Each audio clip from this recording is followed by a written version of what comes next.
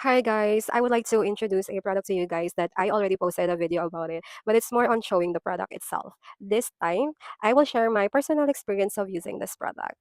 So just a quick story time before we start.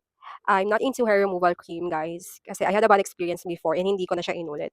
Kasi nga, ang hirap niya tanggalin kahit binabad mo na siya ng matagal. Nag-cause lang siya ng irritation sa skin, namumula, mahapde, tas after a few days pa bago matanggal. So, ang ginagawa ko every month, ayan, nagpapa-Brazilian ako. But this month, I skipped just to try this product.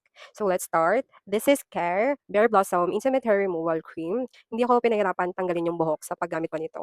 And at the same time, hindi siya nag-cause ng irritation sa skin ko. By the way, guys, I did not use spatula. Gumamit ako ng cotton sa pagtanggal ng buhok.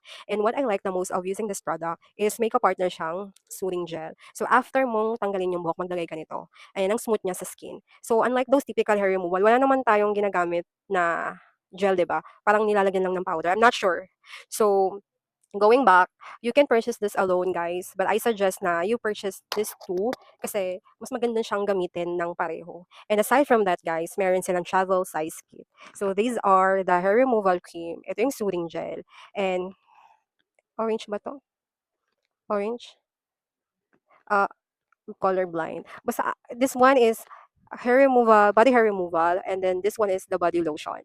So, you can check these products, guys. Yun lang naman. Bye!